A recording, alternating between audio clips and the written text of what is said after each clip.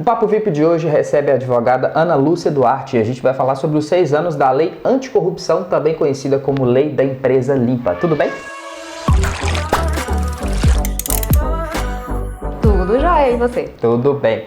Por mais que seja o nome da lei, algumas pessoas conhecem como Lei Anticorrupção, ela não é uma lei política, ela é uma lei para empresas, certo? Exato. É uma lei que pune objetivamente empresas que, de forma direta ou indireta, pratiquem algum ato que lesione o poder público.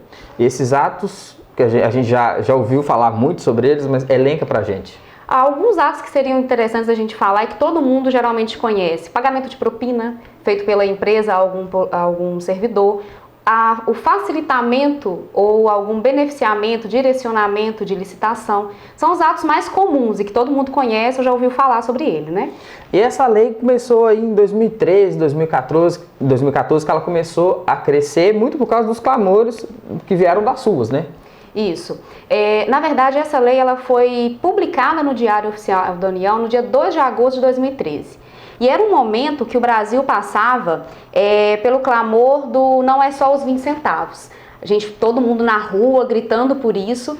E aí teve a mídia expôs que o Congresso estava fechado, né, publicando uma lei que desse uma resposta. Só que ela é bem anterior, né? A gente fala que ela surgiu num momento de um clamor social, mas ela não foi só por causa desse clamor social. E paralelo a isso, a gente teve o boom aí da Operação Lava Jato, que também mostrou que as empreiteiras, que as construtoras estavam envolvidas num esquema e várias empresas caíram nessa lei, né? Sim. É bom a gente falar primeiro desse contexto histórico que teve, né? Porque nesse clamor social que nós tivemos e que aí tivemos também esses escândalos da Lava Jato que já estavam em mensalão, Lava Jato e tudo mais, o Brasil desde 2000 ele faz parte como Estado signatário da OCDE, da Convenção do Combate à Corrupção. Então, naquela época, o Brasil já começou a implementar alguns mecanismos, né, muito falhos ainda, de combate à corrupção. E a OCDE, ela vem fazendo relatórios. E no ano de 2010, o último relatório antes da lei, da publicação da lei, ele disse o seguinte: opa, você está falando aí que você vai implementar e tal, mas agora, para 2014, eu quero algo efetivo. Me mostre que vocês realmente estão andando no combate à corrupção. E aí, naquela época, o Brasil já tinha essa lei tramitando, um projeto de lei tramitando, e juntado a esse clamor social, publicou-se a lei. E quando houve a publicação da lei, a gente já teve uma aplicação imediata. Então, muitas empresas, e aí logo depois a gente teve muitos escândalos da Lava Jato, né? Foi bem próximo mesmo.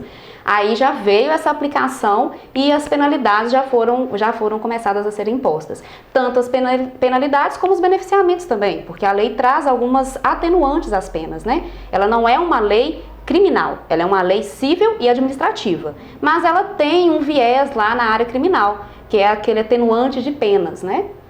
Ela é uma lei que se aplica a qualquer empresa, independente do tamanho. Sim.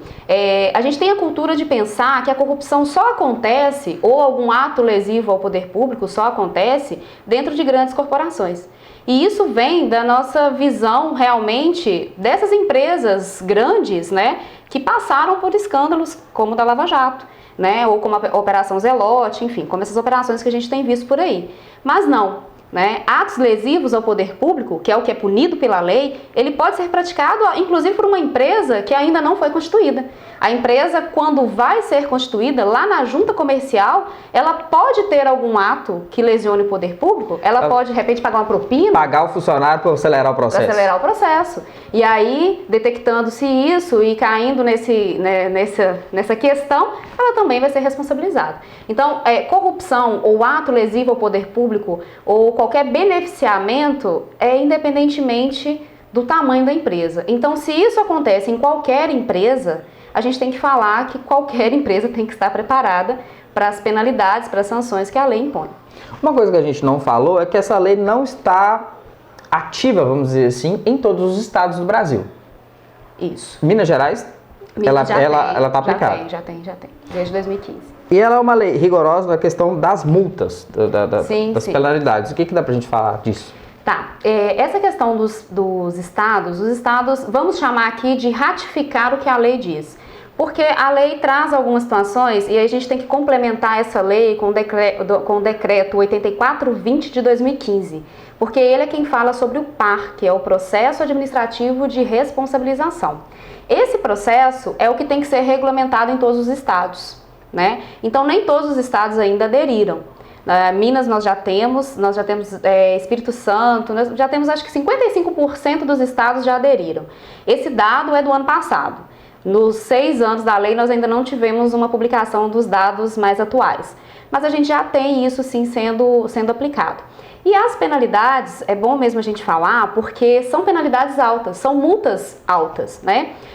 Uma empresa que passa por um processo desse e comprovadamente ela teve algum ato previsto no artigo 7º da lei, o que vai acontecer com essa empresa? Ela pode pagar uma multa, que vai variar aí de até 20% sobre o faturamento. Então, quando não dá o faturamento anterior, então quando não dá para mensurar esse faturamento, ela pode ter uma multa aí de 6 mil a milhões, que é muita coisa. É claro que a gente está falando uma proporção com o tamanho da empresa.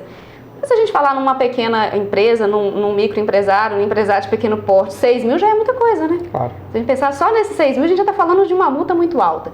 Só que ela não se limita a isso. A gente tem outras penalidades também que podem ser aplicadas, a depender da gravidade e do processo como um todo.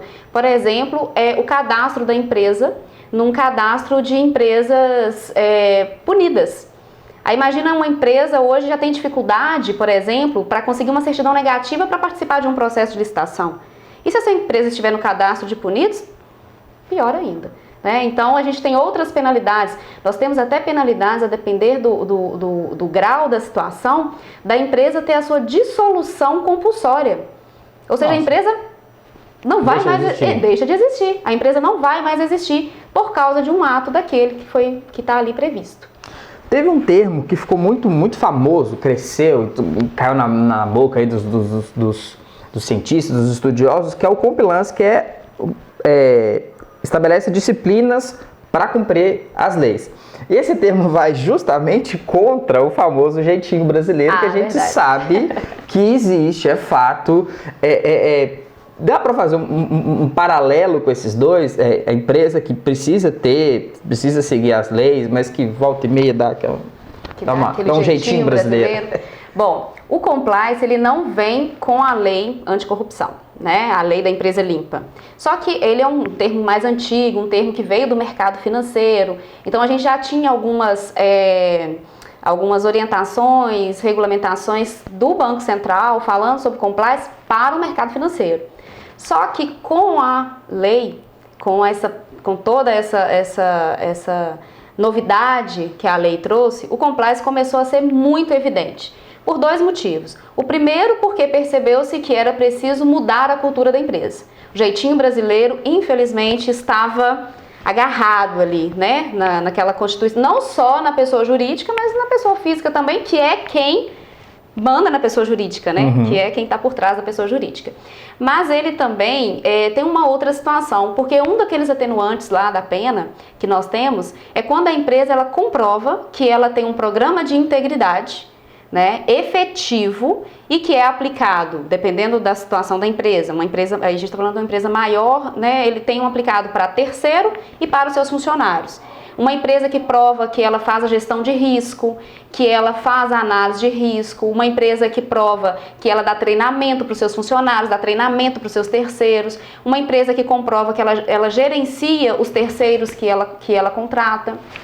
Quando ela tem um programa de integridade efetivo, e especialmente quando a alta administração é comprometida com aquele programa de integridade, a empresa ela pode ter a pena atenuada, né? Não vou nem falar aqui de isenta, porque aí tem outros elementos que precisam estar juntos, mas também pode acontecer.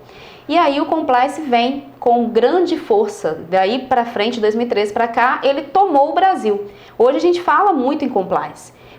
Por causa da lei? Sim, por causa da lei, mas também porque percebeu-se que, como o jeitinho brasileiro está aqui, a gente precisa de acabar com ele. E para acabar com o jeitinho brasileiro, nós precisamos de mudar a cultura de fazer negócio. Tem um estudioso da área de compliance que fala que o compliance é o novo nome que se dá para aquilo que a gente já faz há muito tempo. Então é aquela prevenção, né? A trabalhar de forma preventiva ou a corretiva também, mas de forma que a empresa comprove que ela tem mecanismos dentro dela que ajudam nesse combate à corrupção, mas também que ajudam em outras áreas da empresa, na área trabalhista, na área ambiental, na área tributária, né, na área de suprimentos, que é uma das áreas tidas como de grande risco. Então, a empresa que gerencia os seus riscos, ela consegue ser uma empresa mais ética, uma empresa que tem uma mudança de cultura, que os seus funcionários, eles têm um compromisso maior com aquele negócio, né? E aí a chance de se ter uma fraude dentro dessa empresa é muito menor.